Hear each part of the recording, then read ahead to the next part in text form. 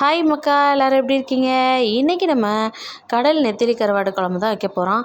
எப்படி வைக்கலான்னு பார்க்கலாமா? ஃபஸ்ட்டு கடாயில் ஆயில் விட்டதுக்கப்புறம் கடுகு, கொஞ்சோண்டு வெந்தயம், வாசத்துக்கு சோம்பு சேர்த்துட்டு நல்ல சின்ன வெங்காயத்தை சேர்த்து நல்லா வதக்கி விடணும்.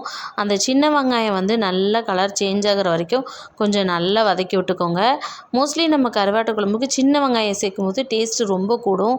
பெரிய வெங்காயத்தை கொஞ்சம் தவிர்க்கிறது நல்லது அப்படின்னு நான் சொல்லுவேன். அப்புறம் 2 தக்காளி கட் பண்ணி சேர்த்துக்கிறேன். நல்லா அந்த தக்காளி நல்லா வதங்கணும். அதுக்கு உப்பு சேர்த்து நல்லா வதக்கி விட்டுக்கோங்க. அதுக்காக கருவாட்டுக்கு பார்த்து உப்பு போடுங்க. ஏன்னா ஆல்ரெடி கருவாட்டுலேயும் நம்மளுக்கு உப்பு இருக்கும் இல்லையா? ஸோ நல்லா அந்த தக்காளியை நல்லா மசித்து நல்லா கிண்டி விடணும். அதுக்கப்புறம் தான் நம்ம இதுக்கு புளி சேர்க்க போகிறோம். புளியை நான் முன்னாடியே ஊற வச்சுருந்தேன். ஒரு சின்ன எலுமிச்சம்பழம் சைஸ் ஊற வச்சு நல்லா புளியை கரைச்சி நல்லா சேர்த்துக்கோங்க. தண்ணி பத்தலை அப்படின்னா அந்த புளி தண்ணி கூட கொஞ்சம் தண்ணி சேர்த்து புளி கரைசலோடையே கரைச்சி சேர்த்துக்கலாம் தேவையான அளவு. நல்லா தண்ணி சேர்த்ததுக்கப்புறம் நம்ம நான் வீட்டில் குழம்பு மசாலா தூள் தான் அரைச்சி வச்சுருக்கேன். அதை 3 ஸ்பூன் சேர்க்குறேன். ஏன்னா இந்த 3 ஸ்பூன் போட்டாலே போதும். உங்களுக்கு காரத்துக்கு தகுந்த மாதிரி நீங்கள் உரப்பு சேர்த்துக்கோங்க. காரம் நல்லா சாப்பிடுவீங்கன்னா கூட கொஞ்சம் சேர்த்துக்கோங்க. இது கொஞ்சம் சளி, காய்ச்சல் இதுக்கெலாம் நல்லாயிருக்கும்.